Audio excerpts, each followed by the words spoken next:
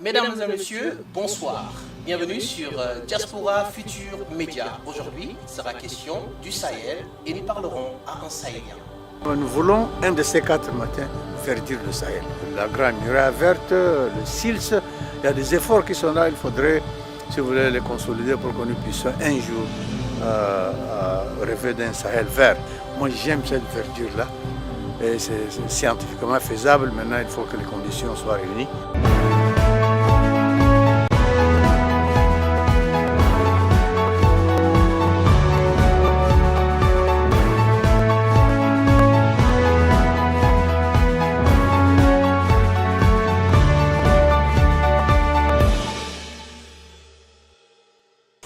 Alors, mesdames, messieurs, comme je vous le disais, nous sommes sur Diaspora Futur Média. Aujourd'hui, nous avons le privilège d'avoir sur le plateau Dr Jimé Adoum, qui n'est plus à présenter, donc ancien ministre du Tchad de l'Agriculture et de l'Irrigation et récemment nommé donc secrétaire exécutif du SILS. On va prendre un temps pour nous entretenir avec lui.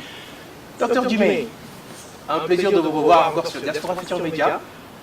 Merci, je dois profiter de cette occasion pour vous remercier le plus sincèrement possible parce que justement, ce n'est pas la première fois, c'est la deuxième fois ou même la troisième fois. Et c'est toujours avec un réel plaisir de me trouver sur le plateau de Diaspora Futur Média. Absolument. En tout cas, mais nous, c'est tout le plaisir est pour nous. Diaspora Futur Média, vous savez, c'est pour l'Afrique. Et c'est surtout pour les diasporas. Donc c'est un plaisir pour nous toujours de mettre les projecteurs sur les, comment on dit en anglais, successful stories. Alors je pense que nos téléspectateurs certainement avont apprécié le temps que nous allons passer avec vous aujourd'hui. Permettez-moi de commencer, Dr Jimé. Vous avez été récemment nommé secrétaire exécutif du SILS au terme de la 16e conférence des chefs d'État du SILS tenue à N'Djamena le 16 mai 2013. Pour vous avoir vu à l'œuvre, d'abord comme conseiller spécial du président de la République du Tchad, son Excellence Idriss Déby Itno, et plus récemment comme ministre, je dirais super ministre de l'Agriculture et de l'Irrigation, nombreux sont ceux qui, au moment où je vous parle, éprouvent un réel sentiment de satisfaction. Quel est votre secret ? Je doute que j'ai un secret, mais je vais essayer de quand même essayer de voir dans quelle mesure d'où nous sommes partis, où ce que nous sommes arrivés, puis expliquer un peu à ceux qui vont nous regarder. Plus ou moins, j'étais conseiller technique du président de la République chargé du développement rural à l'époque. Donc j'ai passé 18 mois à la présidence. Et puis, le 17 août 2011, le chef de l'État a fait de moi le ministre de l'Agriculture et de l'Irrigation. C'était un honneur pour moi de pouvoir apporter une modeste contribution. Maintenant, quant à l'appellation de super ministre, je ne sais pas moi. Non mais bon, vous m'excusez de vous interrompre. Super ministre, c'est par rapport aux efforts colossaux que vous avez déployés au niveau de vous et vos collaborateurs, au niveau du ministère de l'Agriculture, qui ne sont pas passés inaperçus. Tout le monde en parlait, même au niveau de la diaspora, donc des efforts que le docteur Jimé était en train de faire à la tête du département de l'Agriculture.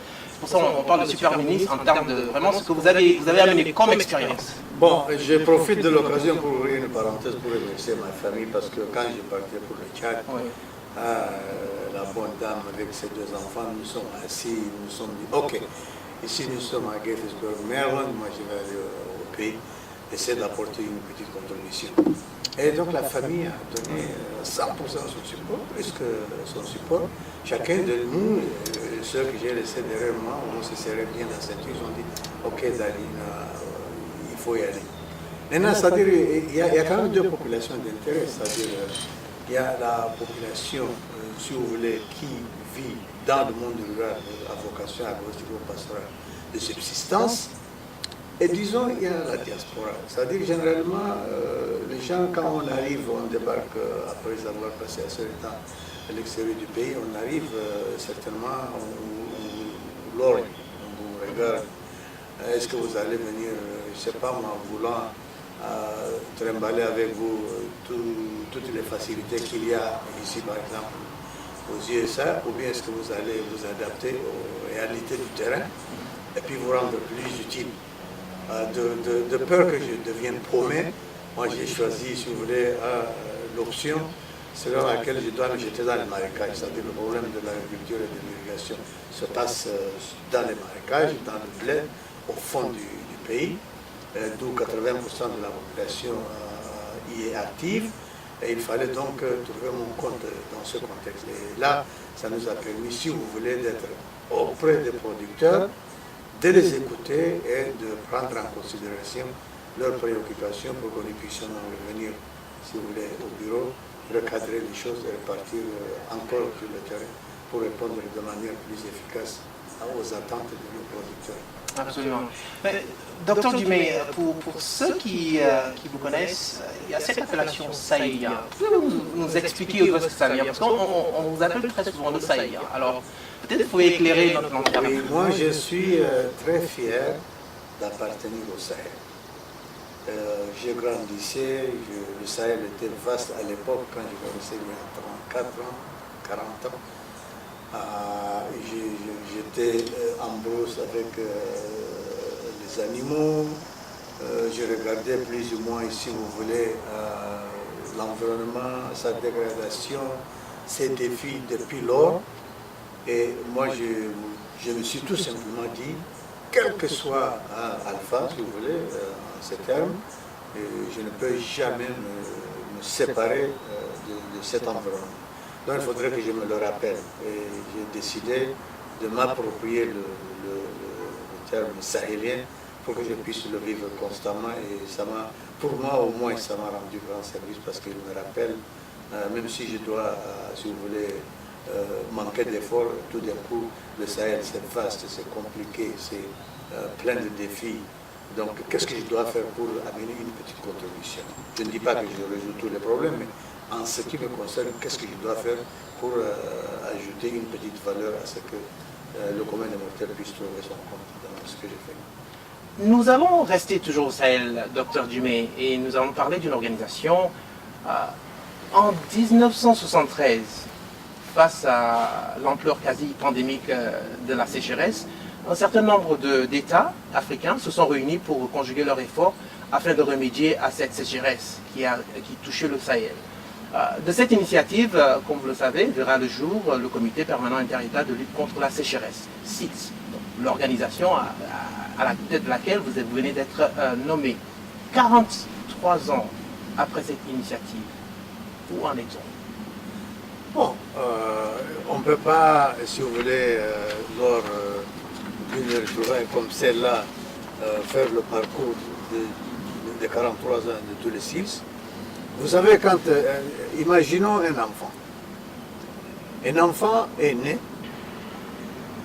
il requiert beaucoup, si vous voulez, d'efforts de ses parents, il grandit et il mature.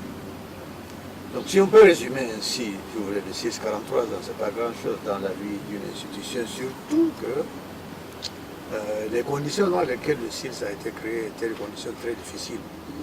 Il fallait tout d'un coup trouver des solutions les plus urgentes aux problèmes colossaux auxquels le pays faisait face. La sécheresse qui a entraîné des famines, ça et là.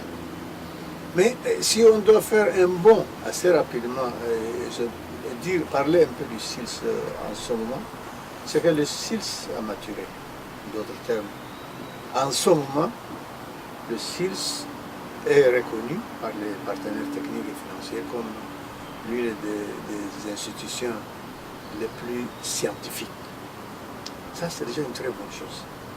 Le CILS vient de passer juste de 9 pays, n'est-ce pas, de membership, c'est-à-dire à 13 pays, c'est-à-dire le Bénin, la Côte d'Ivoire, la Guinée et le Togo se sont ajoutés. Ça veut dire, si on doit aussi utiliser si vous voulez, l'appartenance aussi comme un exemple, un atout, c'est que les pays reconnaissent effectivement la valeur intrinsèque du CILS, c'est-à-dire les capacités scientifiques du CILS. Il est vrai que le problème de contribution pose d'énormes défis, des challenges, et que vous allez lire ça et là dans la littérature que les partenaires techniques et financiers se posent la question de savoir si les États africains membres du CILS sont-ils sérieux, vont-ils un jour contribuer de manière significative afin de permettre au CILS de porter à bien toutes ses responsabilités, ou bien de mener à bien toutes ses responsabilités, ou alors c'est une, si vous voulez, une retrouvaille des chefs d'État au sommet annuel ou biannuel, et puis les gens en parlent de tous les problèmes, ils n'en font pas grand-chose. Je pense que des efforts ont été réalisés, des efforts ont été accomplis. Le SILS, de par, si vous voulez, les audits internes, externes, gère vachement bien ses finances. Le SILS est hautement scientifique. Le SILS est en train de gagner en termes de membership. Et le SILS a une, si je dois prendre ça, le SILS a une stratégie, a un cadre stratégique. Le SILS doit s'attaquer résolument, si vous voulez, et cet attaqué est connu dans le problème de sécurité alimentaire. Le SILS est reconnu, si vous voulez, dans la maîtrise et la gestion de l'eau. Le SILS est reconnu dans son implication pour faciliter le libre-échange des marchés. Le SILS est reconnu, si vous voulez, dans la gestion des ressources naturelles. Donc, il y a les atouts, il y a la haute science. Je dois ici ouvrir une parenthèse pour dire que le problème du SILS, c'est que les experts viennent au SILS pour se former. Le SILS forme aussi. Le SILS forme, il a un institut agrimètre à Niamey. Il forme des licenciés et des maîtrisards. Mais le SILS, quand le SILS vous embauche, le SILS vous ferme, vous devenez expert. Malheureusement, compte tenu du fait que, si vous voulez, les rémunérations sont moins importantes comparativement parlant avec les autres institutions, donc les gens quittent le SILS pour aller ailleurs. Et ce qui fait que le SILS est constamment sous pression parce qu'il lui manque de ressources humaines pour faire face aux grands défis. Il a sa science, nous allons veiller à ce que ce problème-là puisse ne pas continuer à nous miner et que nous allons rendre plus agréable le SILS, Inch'Allah, et j'espère que les Sahéliens trouveront quelque chose de satisfaisant dans leur institution. Docteur Djimé, en dépit de cet effort, on voit que du point de vue institutionnel, le SILS a vraiment pris, parce que comme vous le dites, vous avez un cadre qui permet donc non seulement la recherche, mais la formation. Donc beaucoup de moyens sont mis donc, à la disposition du SILS dans ce cadre. Mais force est de constater que la vaste majorité des pays membres, pays sahéliens, demeurent toujours confrontés aux mêmes défis. Donc la désertification, l'insécurité alimentaire, fragilité des économies de nos pays. À quoi attribuez-vous tant de challenges et surtout ce retard dans l'atteinte des objectifs corps même que se fixe le SILS? Oui, votre question est de taille dans la mesure où, vous savez, nous sommes en train de subir les effets néfastes du changement climatique. Mais ça a changé de manière significative. Et donc, toute la bande sahélienne, même ailleurs, les pays qui étaient plus verdis, commencent déjà à connaître, si vous voulez, les effets néfastes de ce changement climatique. Et dans la mesure où toute la bande sahélienne, couverte par le SILS, est en train de subir de manière significative la pression due au changement climatique, il fallait donc redoubler d'efforts. Et n'ayant pas tous les moyens qu'il lui faut, tant en ressources humaines que en ressources financières, le SILS n'a pas nécessairement réussi à relever tous les défis possibles. Mais cependant, nous allons essayer de changer un peu de mentalité. C'est-à-dire, nous ne pouvons pas, si vous voulez, combattre le changement climatique. Moi, je vais plus ou moins opter pour l'option selon laquelle on doit apprendre à vivre avec la sécheresse, mais éviter la famine. C'est-à-dire, en d'autres termes, il y a des technologies appropriées, adaptées. Et d'ailleurs, en 2011, nous étions à Conakry et aussi à Praia, 2012. Nous avons, à l'époque, j'étais ministre coordinateur du SILS, donc lors de l'une de ces réunions, nous avons dit au SILS, ok, focaliser les efforts dans la maîtrise de l'eau. Parce qu'il faut forcément, comme il ne pleut pas beaucoup dans la bande sahélienne de manière générale, on peut aller jusqu'à 700 mm par endroit, sinon 300-700 mm. Donc, nous avons demandé à ce que le SILS oriente ses efforts dans la maîtrise de l'eau. Donc, en puisant, c'est-à-dire en orientant les stratégies, en développant les stratégies appropriées, adéquates pour stocker et gérer les eaux, soit de pluie ou bien les eaux souterraines, nous allons réussir à produire 2 fois ou 3 fois par an. Et donc, là, nous allons nous adresser rapidement au déficit agroalimentaire surtout, parce que si on produit seulement une seule fois par an, et si on n'arrive pas à couvrir, si vous voulez, les besoins alimentaires, à attendre que les pluies tombent encore 9 mois plus tard, vous allez voir que ça posera de sérieux problèmes. Plus, nous avons beaucoup de ces petits producteurs-là qui sont dans des zones très difficiles, et si on développait des petites technologies appropriées en matière de captage et gestion des eaux, je pense que nous allons faire un pas remarquable. Docteur Djimé, il y a quelques jours, on a célébré donc, les cinquantenaires de l'Union africaine, mais toujours il dit que la réflexion qui ressort un peu de cette célébration fait allusion toujours à un problème de l'unité africaine. Alors, parlons du CILS ou de l'Union africaine ou de nos organisations régionales ou sous-régionales. Le challenge de l'établissement d'une vision collective et une identité commune pouvant permettre aux pays africains de faire face aux équations de notre temps se pose énormément. En d'autres termes, les gens disent que les discours ne suffisent plus. Il faut joindre aux réunions, donc aux mots, il faut joindre donc, des actions concrètes et concertées. Pour reprendre les propos d'un de votre prédécesseur ou un des secrétaires exécutifs du CILS, comment entendez-vous, je cite, repositionner le CILS, améliorer sa visibilité, refondre son action pour jouer un rôle de premier plan au Sahel? Très bien. Là, vous êtes en train de citer des défis tellement colossaux qui vont nous faire pas bien dormir cette nuit parce que... C'est peut-être une bonne chose. C'est-à-dire, bon, moi je vais seulement me concentrer sur le CILS. Je vais laisser à côté pour le moment l'Union africaine. Nous sommes au XXIe siècle. Nous avons encore une population qui vit de ces produits de subsistance. Nous avons une jeunesse qui se cherche, une jeunesse qui cherche les grands centres pour aller trouver de l'emploi. Mais il n'y a pas d'emploi dans les grands centres. Et nous avons, en 2003, donc je mets ça dans un contexte parce que en 2003, les chefs d'État sont retrouvés à Maputo, ils ont promis d'investir au minimum 10% de leur budget annuel dans l'agriculture.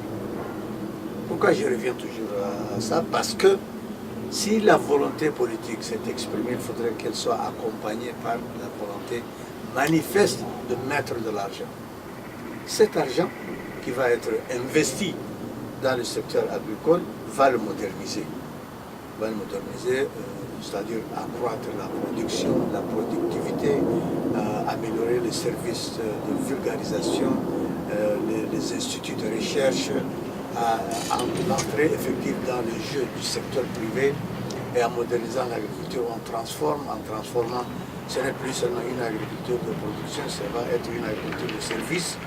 Donc, et surtout les technologies de l'information et de communication. Il faudrait qu'elle occupe une place prépondérante dans, si vous voulez, dans notre arsenal de la modernisation de cette agriculture. Donc si nous modernisons, c'est-à-dire le CILS, comme le CILS a la haute science, il va falloir maintenant que le CILS, et d'ailleurs le CILS n'a pas, si vous voulez, beaucoup communiqué, sa haute science. Vous avez parlé de visibilité, il y a un problème de visibilité. C'est-à-dire, mais c'est vrai, les partenaires techniques et financiers et les États membres reconnaissent aussi sa haute technicité scientifique.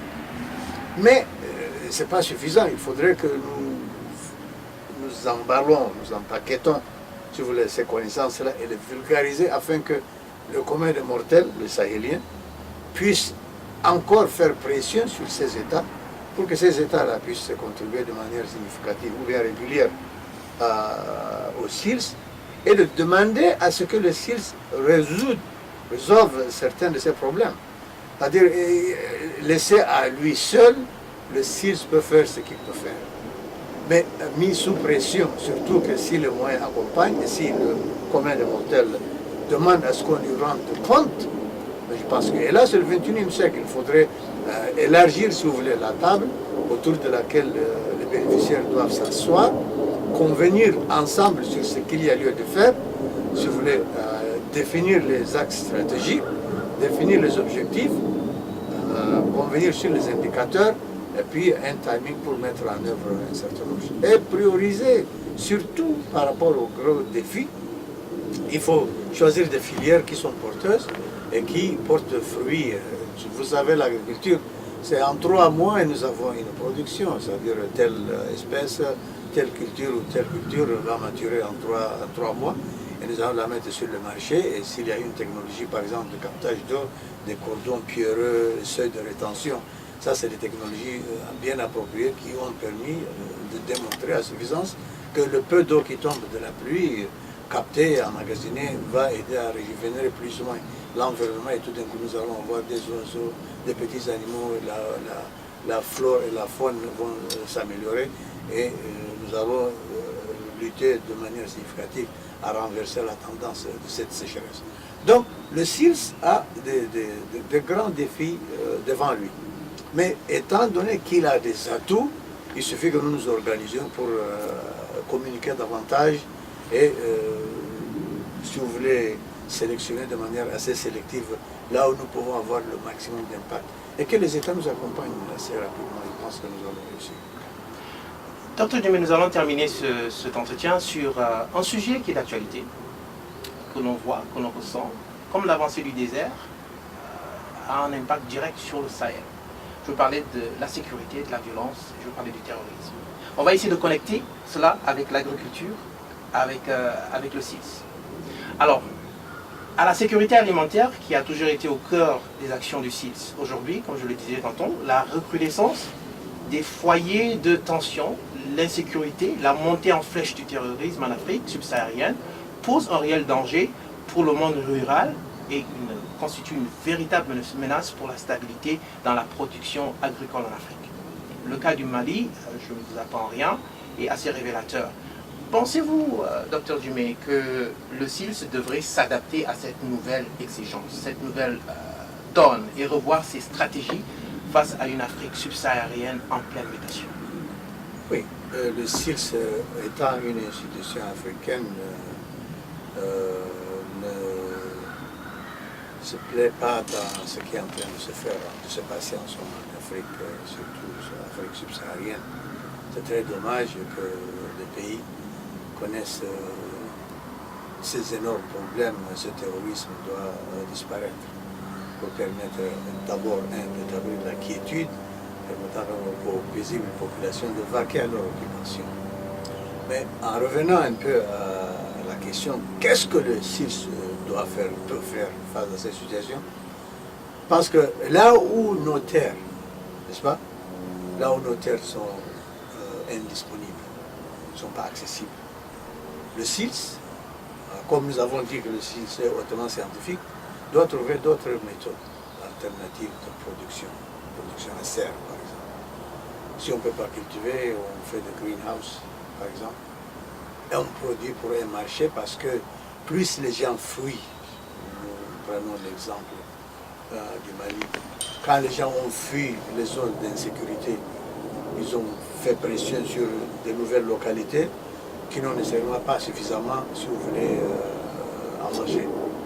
Donc là, si nous avons de nouvelles technologies mobiles, moi je parle de greenhouse, je parle de production à serre, nous pouvons produire, nous allons nous organiser parce que là, au lieu de tout le temps de cultiver, on établit une greenhouse quelque part tout au long d'une autoroute, et puis on produit tout de suite, et puis on va sur le marché. Ça, c'est des technologies, c'est des concepts qui doivent être rendus opérationnels assez rapidement, les piloter, les tester ça et là pour voir leur viabilité. C'est-à-dire, nous on s'adapte. C'est-à-dire, si on reste pour se plaindre du fait qu'il y a de l'insécurité ça et là, certaines de nos terres ne sont pas accessibles, nos parents fuient plus ou moins les zones d'instabilité ça et là, alors quand ils viennent dans de nouvelles situations, s'ils ont tout le temps été des agriculteurs, ils ne peuvent pas tout d'un coup se reconvertir. Ça prend du temps, dans le commerce ou bien dans l'élevage et ainsi de suite. Surtout s'ils sont de purs producteurs. De ce fait, moi je pense que le moment est venu pour que nous puissions jeter un coup d'œil ça et là, la science dont nous avons, chercher un peu partout dans les banques de données scientifiques, parler aux experts, piloter quelques actions qui peuvent nous rendre plus flexibles, qui peuvent nous donner espoir afin que nous puissions nous adapter à ce contexte. Et il le faut. Docteur Djimé, nous sommes arrivés pratiquement à la fin de cet entretien et nous allons peut-être terminer comme on a commencé, sur une note ou sur des notes personnelles. Vous avez mentionné tantôt la famille. Vous êtes papa, vous êtes un époux, vous êtes un ami, vous êtes beaucoup de choses pour beaucoup de gens. Je présume que c'est très difficile pour la famille de vous voir partir comme ça. Et vous l'avez fait déjà au Tchad. Et là, vous repartez pour le Tchad et puis pour le Burkina. Qu'est-ce que ça vous fait de sentir que même loin des siens ou de votre famille, vous avez ce support de la famille? Oui, moi je suis émerveillé par la question parce que n'eût été ce support, cette volonté manifeste de la famille de m'accompagner dans cette volonté de vouloir aller au-delà des frontières, il m'aurait été extrêmement difficile d'accomplir le peu que j'ai pu accomplir. Étant loin, il y a une expression qui dit loin des yeux, près du cœur, c'est ce qui se passe avec cette famille-là. Le fiston qui vient de finir sa licence, la fille qui va à l'université, la maman qui tient bon son boulot. Dadi de l'autre côté, il me voit dans les marécages, on s'assoit ici, on parle, on discute plus ou moins de l'impact que nos petites actions peuvent avoir sur ceux qui sont moins fortunés. Et c'est cette envie, si vous voulez, de donner un tout petit peu de ce que nous savons, de ce que nous possédons. Pas en matière, si vous voulez, de finances et autres, mais son temps, ses connaissances, sa liberté, le temps avec sa famille, la verdure. Et tout ça fait que on a cette, si vous voulez, volonté intrinsèque ou bien propension à vouloir toujours voir un peu loin au-delà de son petit foyer. Et rappelez-vous bien que étant du Sahel, je pense que les peu de connaissances que nous avons acquises, soit dans les instituts, aux universités ou bien de manière professionnelle en courant ça et là dans l'Afrique subsaharienne, nous donne encore l'envie de dire ok, hein, encore une fois, bien une deuxième fois. Et je vous assure que la famille n'a pas du tout hésité un seul instant, c'est-à-dire ok, Daddy, go for it. Nous sommes avec vous et nous vous supportons et nous sommes très fiers d'être là pour vous accompagner. Mais je dois aussi profiter de cette occasion pour remercier tous les amis et frères sur la toile, un peu partout, parce que moi j'ai passé le Facebook. Oui, les amis de Facebook, moi j'ai passé des moments très agréables et surtout aussi les producteurs ruraux. Je me suis suffisamment baladé sur l'ensemble du territoire, à l'exception de l'extrême nord que je n'ai pas pu visiter, je m'apprêtais à le faire. Mais cette fois-ci, je vais parcourir sur le Sahel africain. Et ce serait un rêve de voir un Sahélien dans le Sahel, connecté avec les Sahéliens. On a parlé de Sahéliens, c'était pas pour rien. Comment est-ce que vous passez votre temps quand vous n'êtes pas dans les marécages? Vous êtes avec la famille, quels sont les livres que vous lisez? Qu'est-ce que vous faites? Parlez-nous un peu du docteur Djimé. Oui, disons, il y a quelques moments de loisirs. Quand je suis en famille, on bavarde un peu, chacun de nous fait ce qu'il fait. Moi, je lis beaucoup les livres techniques. Je suis tout le temps en train de fouiner, de chercher ça et là, qu'est-ce qui est en train d'être fait par rapport au changement climatique, aux stratégies d'adaptation, la résilience surtout, c'est un nouveau concept. Et il date de longtemps, maintenant nous sommes en train de l'opérationnaliser, de le rendre plus concret. Nous avons lancé une grande initiative quand j'étais ministre de l'Agriculture et de l'Irrigation, ministre coordonnateur en décembre 2012. Là, je viens de rentrer, si vous voulez, du Tchad, où j'ai fait une consultance pour le PNUD, pour opérationnaliser le concept de la résilience. Nous sommes en train de le piloter à Gosbeda. Et ici, donc, si je reste, mais bon, j'écoute aussi de la musique, surtout la musique classique, la musique soudanaise. La musique soudanaise. La musique soudanaise. Bon choix. Et le Koffi Olomide. Ah, vous écoutez Koffi Olomide? Le jazz, oui, j'écoute. Surtout, j'écoute What a Wonderful World, Louis Armstrong. Wow. C'est-à-dire là, vous voyez, quand vous écoutez la chanson What a Wonderful World, ça vous rappelle que quelque part, malgré les problèmes, les difficultés, il y a un aspect positif dans cette vie-là. Il faut capitaliser sur l'aspect positif pour avoir de l'énergie, pour aller s'attaquer aux problèmes majeurs, c'est-à-dire de nutrition, de sécurité alimentaire, de la pauvreté, de la création des opportunités. Et donc la bonne musique classique, ça me ressource. La musique soudanaise, Wonderful World, jazz, Olomide, notre Iljima, notre Issa Moussa, notre Précoce. Eh bien, dis donc. Oui, c'est une gamme assez variée. Quel est votre sport préféré? Bon, comme j'ai vieilli, je ne sais pas. Mais bon, vous pouvez toujours regarder oui, je peux toujours le regarder football le ou le soccer, basketball. le football. Je joue aussi un peu de temps en temps et je vais essayer de faire un peu plus au Sahel parce que j'ai certainement besoin de me ressourcer. Donc le soccer, c'est parce qu'on a grandi là-bas et nous avons apprécié, nous rappelons toujours tous les véritables titans, c'est-à-dire les titans tels que les Jargino, les Pelé, les Zobio, tout ce monde-là. Et là, c'est le sport favori. Mais ça ne m'empêche pas de voir le basketball. Je vois aussi des fois le tennis, parce qu'à l'époque, il fut longtemps, j'admirais beaucoup le McEnroe, le Bjorn Borg, c'est un véritable grand monsieur qui ont joué au tennis. Moi, je suis un peu, comment dirais-je, un sacre pour de bonnes choses. Vous aimez ce qui est bon, Oui, ce qui est agréable. Voilà.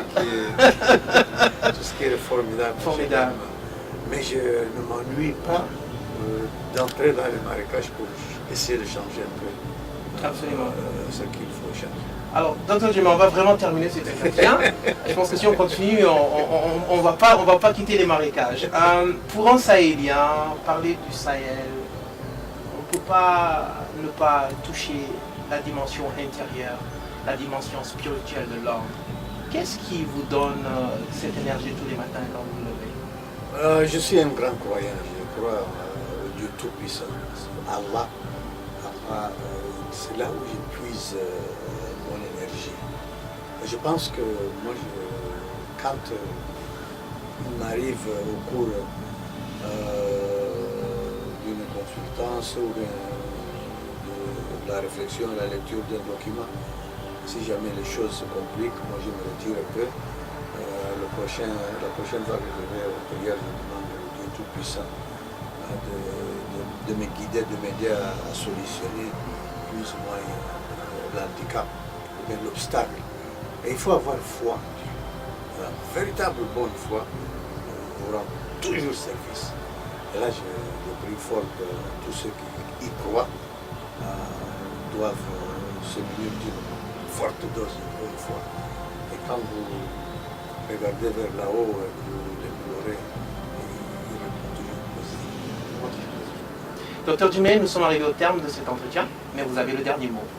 Je voudrais vous remercier sincèrement de l'occasion que vous m'avez offerte pour discuter un peu du parcours que nous avons fait du conseiller technique au ministère, maintenant on va au CILS, et de partager avec vous plus ou moins la petite expérience, et puis si vous voulez notre outlook, c'est-à-dire notre vision de ce que nous allons faire avec le CILS. Nous sommes très fiers d'avoir une cette opportunité d'avoir été nommé par le président du Sahel, plus ou moins, m'avoir nommé comme secrétaire exécutif.